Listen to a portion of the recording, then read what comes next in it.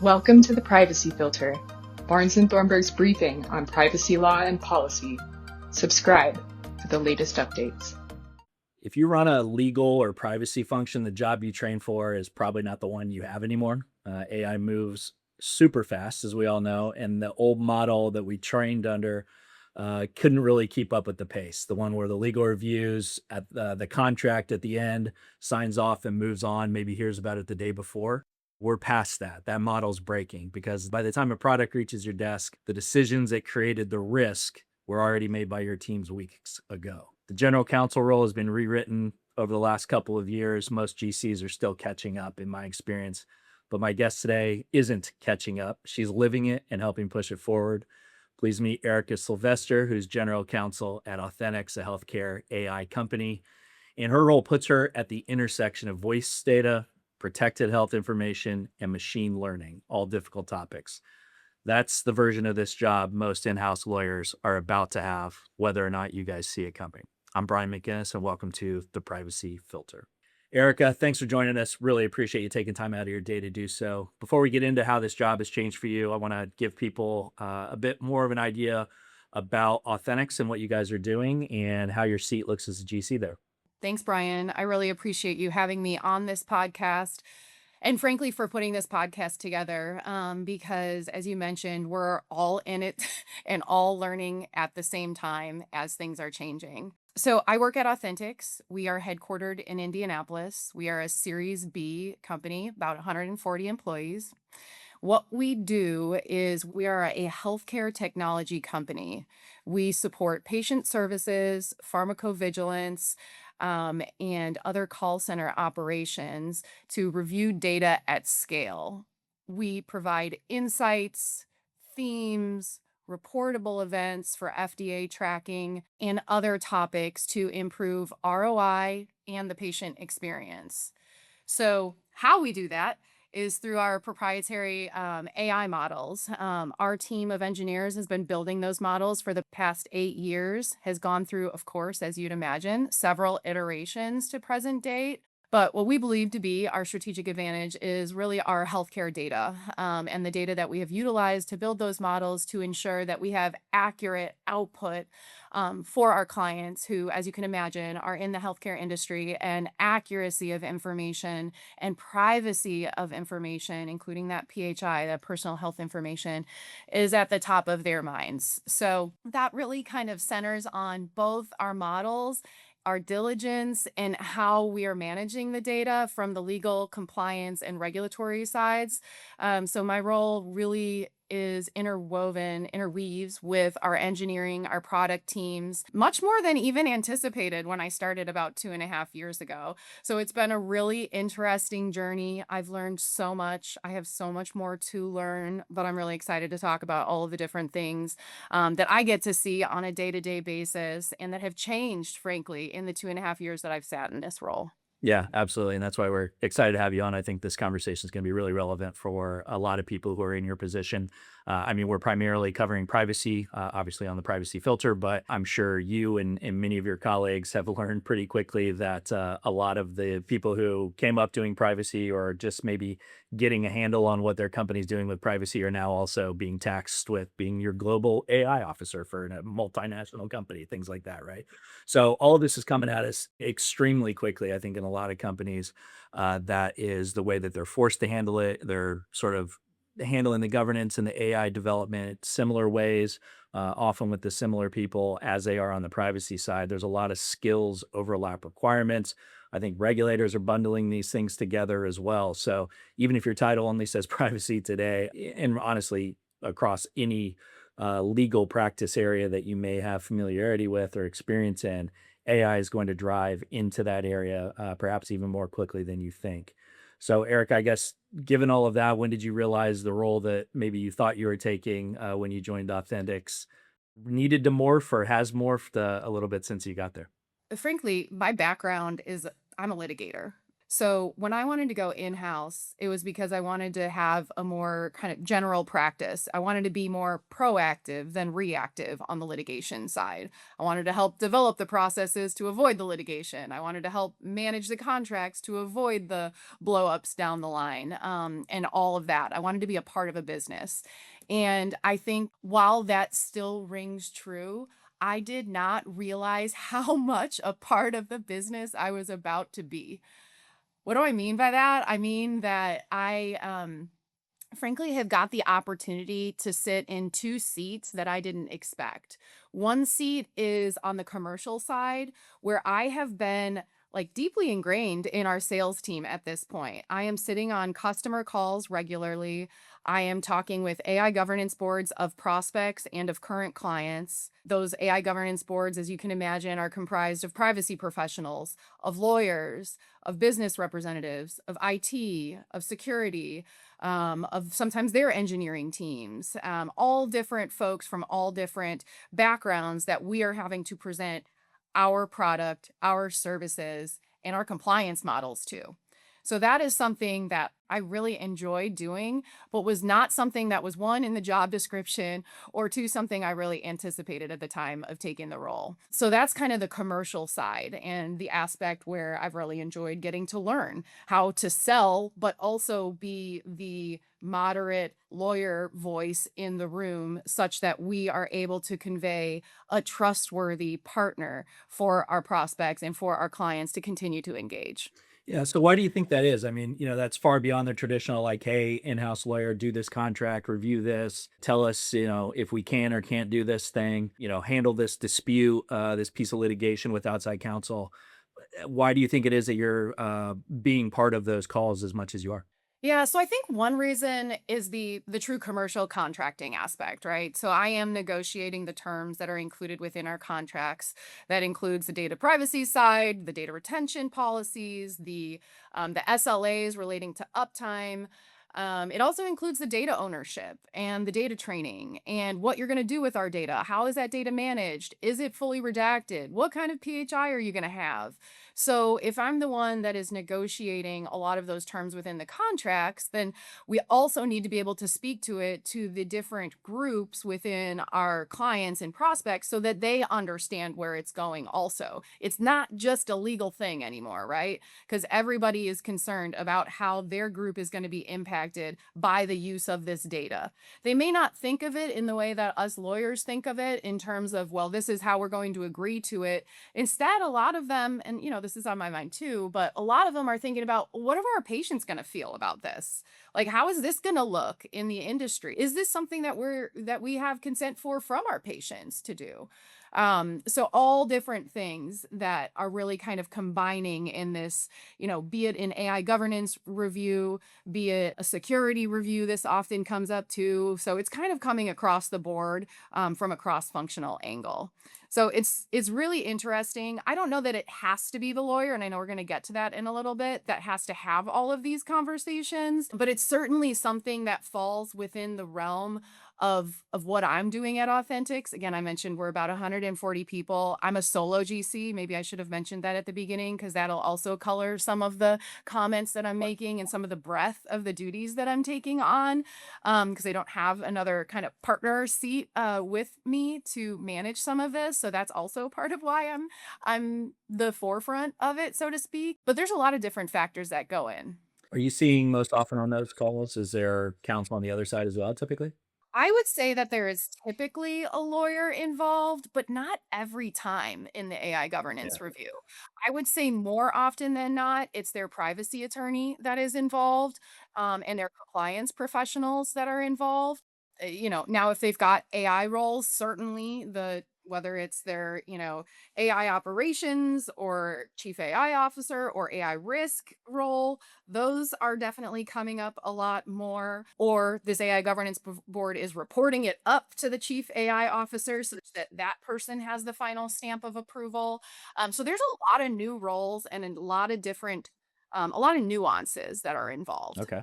So a lot more involvement than you expected maybe going in. Are there places that you try and stay out of, where you deliberately don't want to be in the room? When we're talking on the commercial side with prospecting or my internal side? I mean, any of the meetings, right? You're getting called into, and Yeah. we'll get into this, I think maybe in even more detail, engineering meetings sometime internally.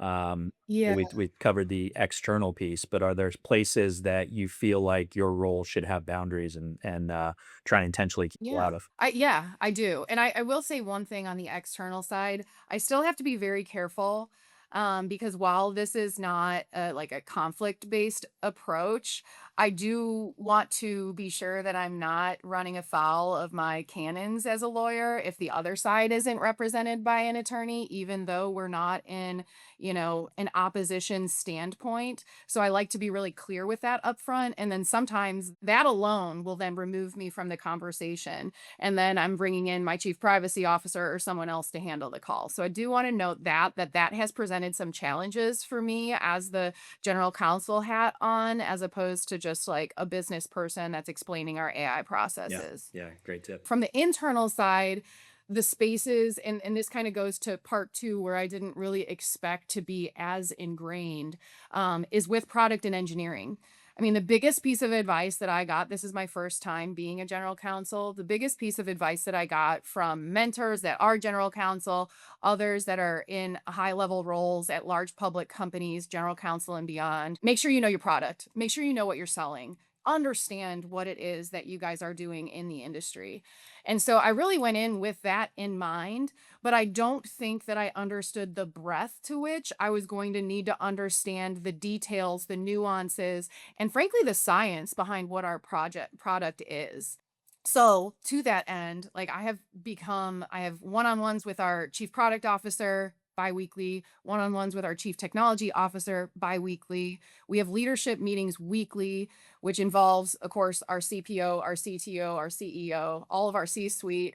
And so that we get to hear about all of these. Oftentimes, those meetings include where are we going with the product, so that I get to hear that on a weekly cadence in addition to my one-on-ones and roadmap meetings. To answer your question, though, about where I don't want to plug in, I don't want to get in the way of the creativity of our teams such that we are pre-limiting ourselves from an idea or a concept that they are developing that is going to be successful in the end, but that I may want to interject in before they go to full work mode on it. So there are tons of meetings that I am not a part of, and instead there will be notes when I come into the next product or review map or our SLT meetings or anything like that, or senior leadership team meetings that are going to be like, Erica, I wanted to talk to you about this because our team is thinking about going in this direction, but this starts to get into some data questions that we have. So can you come to our next meeting, or can we schedule some time to talk about it? So I think that we've got a really good cadence right now in terms of like, I trust them to know when to bring me in addition to these standing meetings, but I'm also giving them the creative capacity and space to develop and to perform their roles to make sure that our company can be successful and stay at the front of the line, so to speak, in our industry. Yeah, that's some interesting insight into how you sort of think about that as your role and how you plug in and like you said, stay away in certain cases. I want to pick up a little bit more. You talked about heading into the role and preparing for it. And then I think you covered well some of the things that you do now to sort of stay up on what the team is currently doing. Tell me a little bit more about the process leading into that job. Let's say somebody out there is looking for a new role. They're going to a new company. Good chance that that's going to involve a heavy AI role these days, let's say. How did you prepare? Any tips that you can give to people preparing to enter into a new company to help them get up to speed quickly? So I started 2.5 years ago. And at that time, frankly, it was before the AI boom.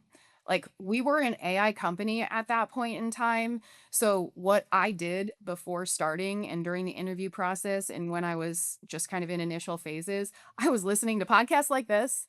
I was reading articles. I was like my LinkedIn algorithm was starting to bring up all of the different posts, all of the different updates on AI, which was like probably 1/10 of what is out there at this point. So I was just kind of familiarizing myself with the terminology, with the language, with some of the risks that were coming to kind of set at the top of the list at that time.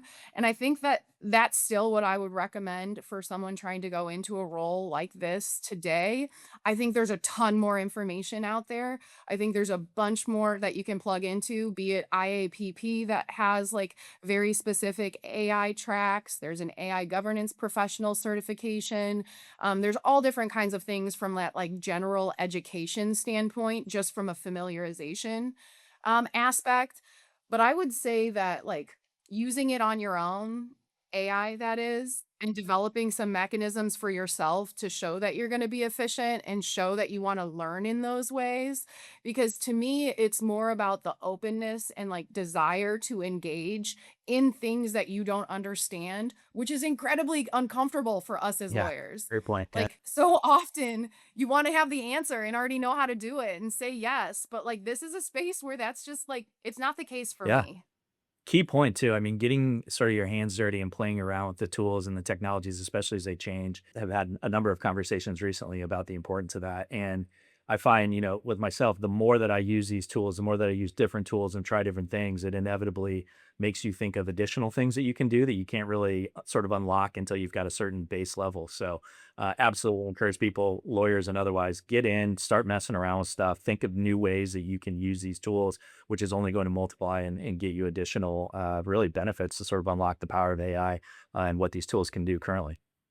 Yeah, I completely agree. I think too, it has allowed me to identify some risks because I'm like, oh, wow, okay, like I'm thinking about this and I know that I shouldn't input this document into a non-enterprise, you know, AI model or my own chat GPT versus my Yeah. enterprise Claude. But is everybody else thinking about that? Like, what do we need to do from a training perspective? How do we need to make sure that we're managing our internal controls? Yeah. Like, we don't need maybe SharePoint to be connected in some ways because, oh my gosh, what if we lose all this information? This is proprietary Yeah. information.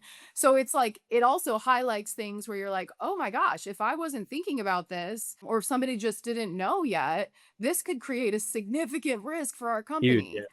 So I think doing that play around technique also allows you to be like, whoa, here are some guardrails that we need to Yeah, let's implement. dig in on that a little bit more. So, somebody has to control this, right? And a lot of times that ends up falling into the GC's office or compliance office and those kinds of things.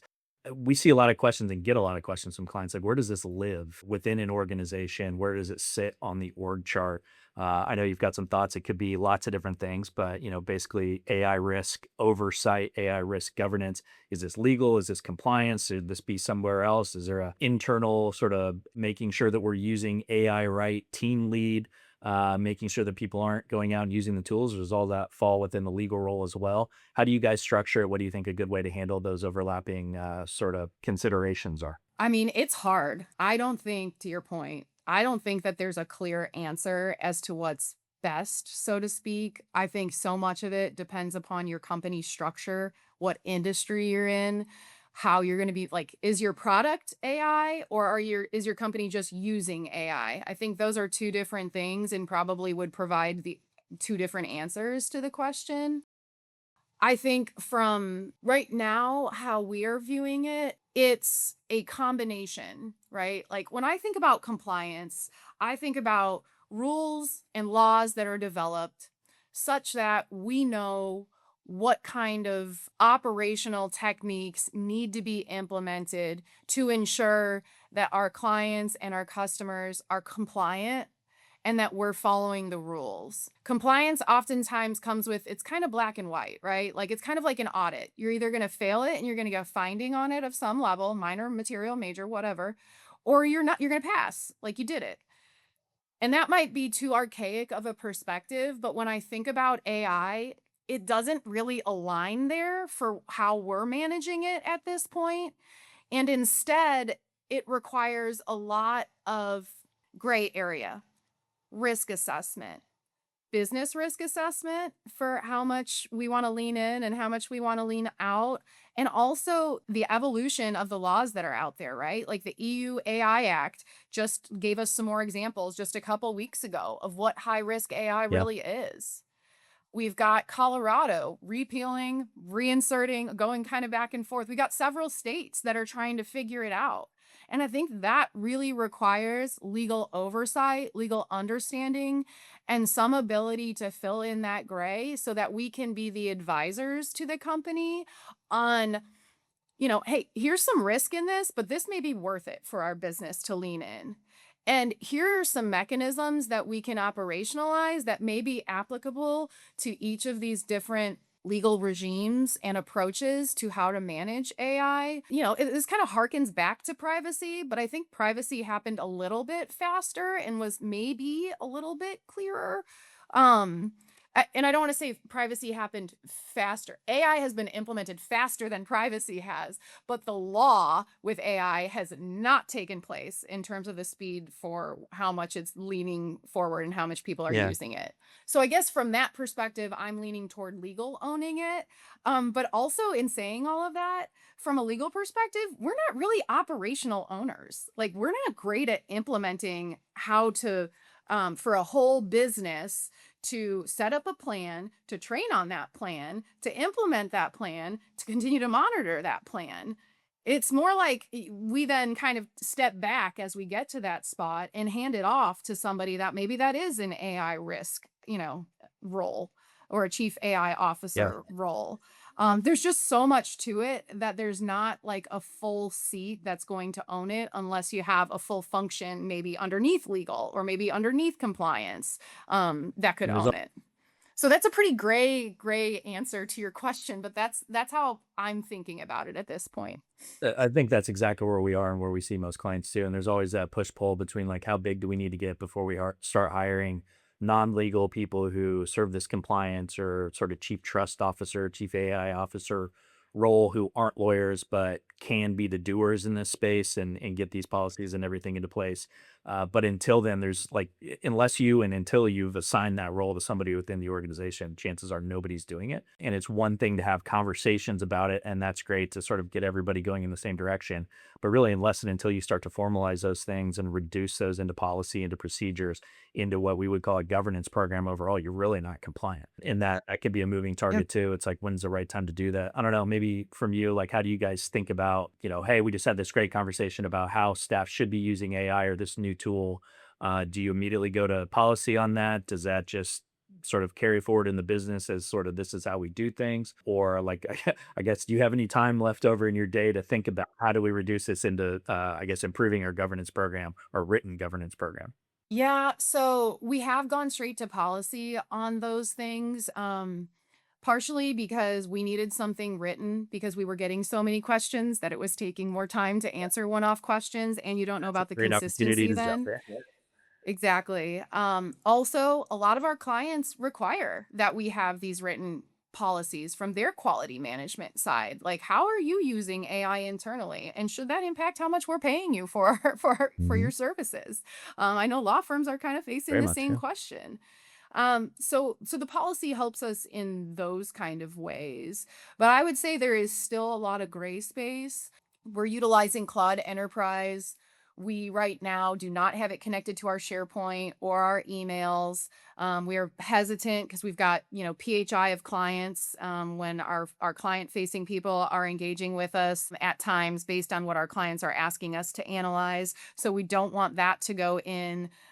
So we're really just trying to manage and understand what our risk tolerance is, what our clients allow us to do, and then also just like, what is our real use case here? How are we managing? What is the service that we want to provide? We obviously want to be as efficient as possible. We are a lean company.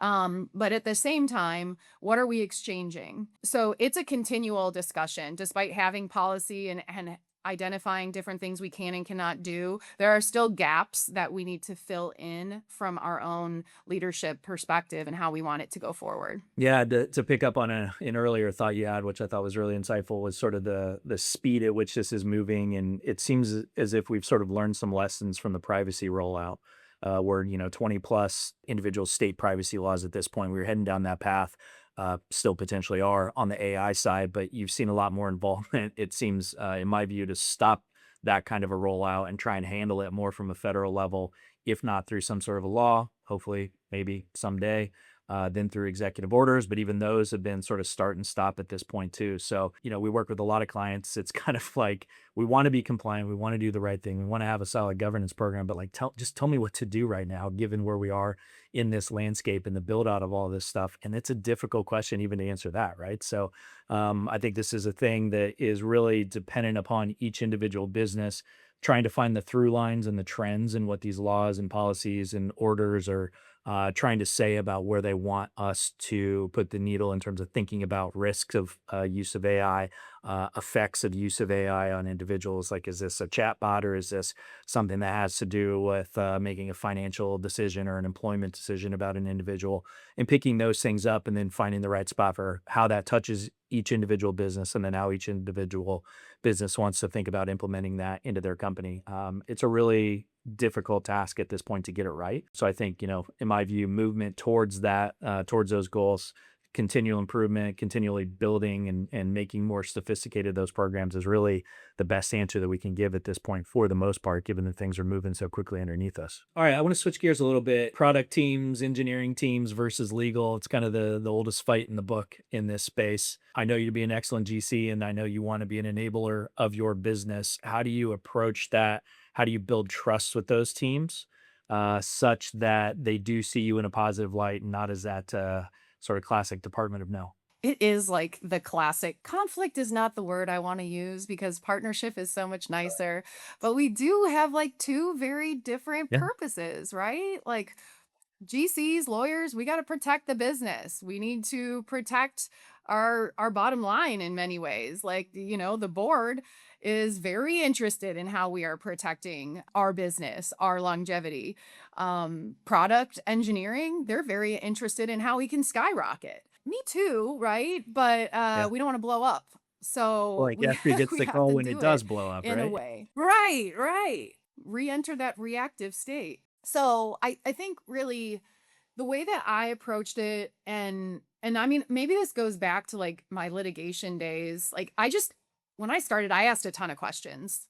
I was not shy. I let them know. I'm like, listen, I'm sorry. Like, please treat me like the novice We- that I am in this. Like, I just want to understand.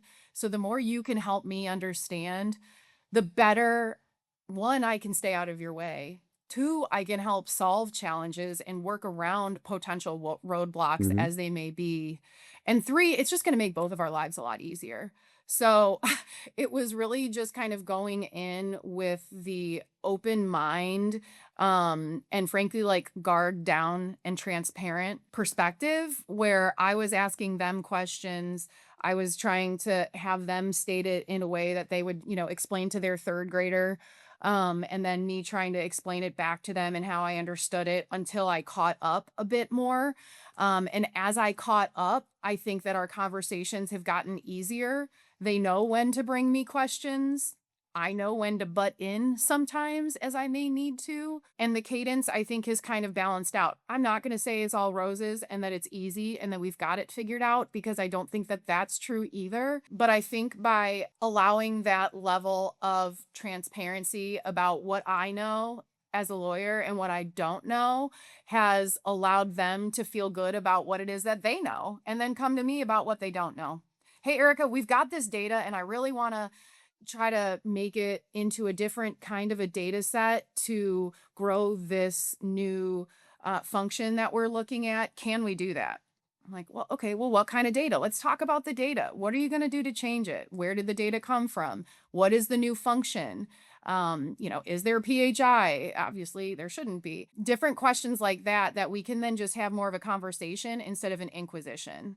So I think that's been really my best tactic at it, though not easy, oftentimes. Yeah, it seems like you approach it with a sense of curiosity, though, and sort of a willingness or a desire to learn. I assume they're not having to tell you these things three different times, right? You're taking this in, and each of those projects makes you better at the next one. But you had a line that stuck with me as part of our prep was you're looking to create solutions to their challenges, not roadblocks to their challenges. And I'm sure that approach allows you to get over some of those things that done another way might create more conflict than perhaps is necessary or does end up creating something that stands in the way of those teams actually building what they need to build. Completely. I don't know that there's anything that we've completely derailed. So I think that that helps too, although things may have been modified 98% of the way at different points in time, but still being able to cross some kind of end zone, I think gives satisfaction on both sides. So, take the wins where you can and how you can, I Yeah, think on that's both interesting. So sides. we also talked about sort of like take those small wins where you can be fast on the things you can be fast at. Don't ask as many questions where you don't need to ask questions. Push things through. Try and help them out and help them do their job when you need to. It seems like that's part of a process of buying and building trust from them, so that when they maybe are getting a little bit too close to the line, you can reel them back in and have them listen to you, as opposed to just say, "Oh, here she goes saying no again," right? Completely. I think a lot of it, and now where I've evolved to at least, is when I understand what they're asking about and it's a pretty low risk item, I'm not going to put a roadblock in front of it. If it's not risky, why am I inserting myself in their process to develop something? Whether it works or not isn't my job. And whether it's something that's going to be commercially, really valuable, that's not my role. So, like, but I'm going to butt out of those conversations so long as I'm good on the points that I need to be good on, or, mostly okay or low risk on several of the questions that, I generally Mhm. would be asking. I'm getting out of their way because I do think it's easy sometimes when you're seeing all of these things from a high level to say, this isn't going to work, like stop and find a way to stop it from the legal angle. But that just is not a partner, and it is not the role that I need to take, because there are other things that I'm going to need to kind of pull that card Right. on Yeah. down the road. So it's utilizing it Save the judiciously, I big guess guns is, for when you need them, is huh? the way to describe it. All right. Well, this has been fun. Let's Yeah, yeah. maybe start to wind down a little bit. If a general counsel or a associate general counsel wanting to be a GC, or maybe somebody in a compliance officer wanting to build up into a chief AI officer, chief compliance officer type role, and wants to start doing this work, what are a couple, two, three concrete moves that they can make or start thinking about making that'll help them get to having a role like yours? Yeah, so in the lead up to the role, I think it is absolutely engaging with AI, like we talked about earlier.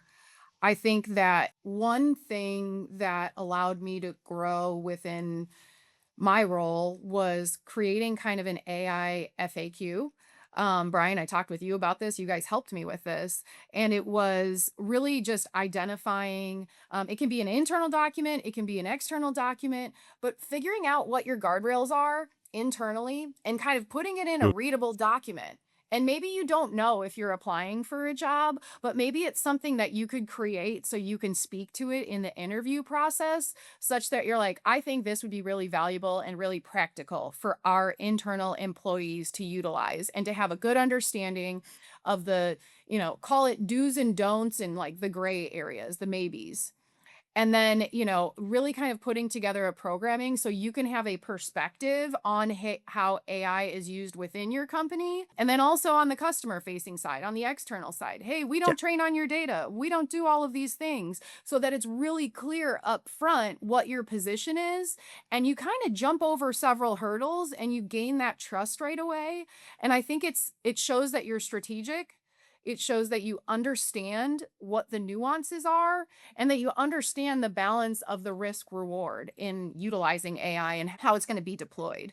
So that is one thing that I think is really important and that gains points whether you're in a seat that could kind of take on the AI work or whether you're trying to get into a seat like that. Additionally, I would say understanding if you're in a role, understanding what AI is used internally. That could be a monumental task for large companies because AI is used in so many different areas. But I think just having a functional understanding of where AI is deployed in your company is really important. If no one else has that yet, that may already be done. But I think that just shows some understanding of what approach your company Hmm. is taking to AI. Some other practical things I think are just, it's listening to these podcasts. It's getting different opinions. You may not agree with all of the opinions you hear, may not agree with all of my opinions from today, but I think the more that you can stay abreast of what the industry is thinking, what others are thinking, and have your own perspective on it, that can be applied to different businesses, right? Different businesses have different risk tolerances based on the industry, based on the size, based on a number of things. So it's not static. My perspective on it at Authenticx may not be the same if I'm in a different role at a larger company in a manufacturing setting. So I think that there are different ways to approach AI in that way that are both compliant and both appropriate, Yeah. but applied differently. So just I think making sure that you keep your mind open to that perspective is going to be really important and applicable across the board.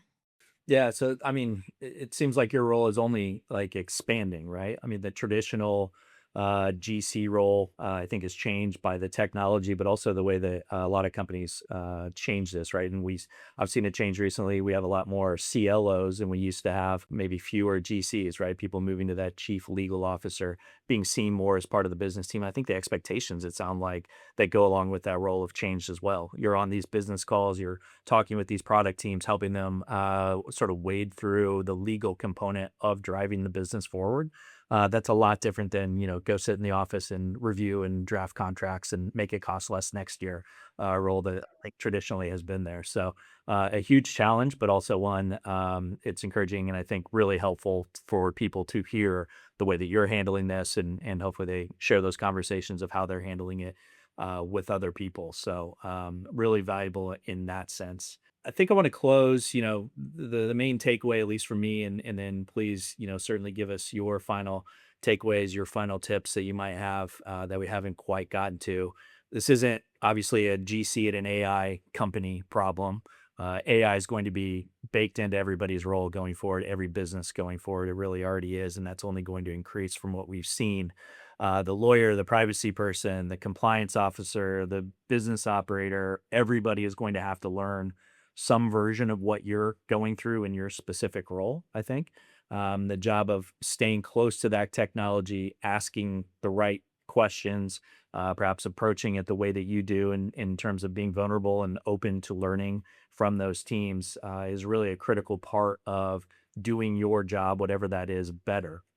For anyone who's out there who's listening, who sees this coming in their own roles, already experienced it, that maybe is trying to work their own path through that. I guess what's your closing advice? Where do they start? What mindset do they need to bring to that approach to make sure that they're not only keeping up but excelling, given all the opportunity these changes are bringing as well?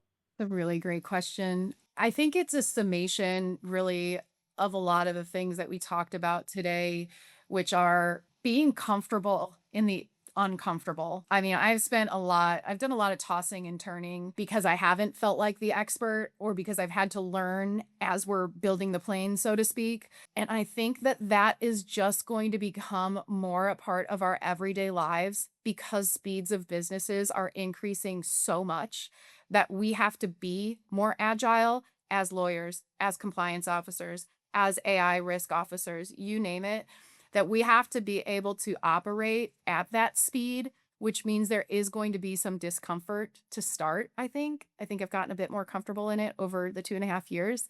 But I think that that's really going to be part of the change in the industry and realizing that that's okay, that we don't have to know it all right away. And we don't have to know the answer right away. Figure it out pretty quickly, but not right away. You don't always have to know it. So, and maybe that's applicable, to the GC roles of the past too, but I just think it's so different now than what it was when I started as a lawyer, even. So, like, it's being comfortable in the discomfort, I think, is really the best thing that I can say as we continue to face the challenges that we are, as ineloquent as that may sound. No, I think you're exactly right, and great insight. Erica, Sylvester, General Counsel at Authenticx, can't thank you enough for taking the time to join us and have this conversation. Super insightful. I'm sure it'll be helpful to a lot of people. Thank you for your time, and we appreciate it. Sure. Thanks so much, Brian. I really appreciate it. Look forward to listening to the next couple of podcasts because I know I'll be learning more. Hey, we'll keep them coming for you, and thanks everybody for hanging on and Great. listening. We'll see you on the next one.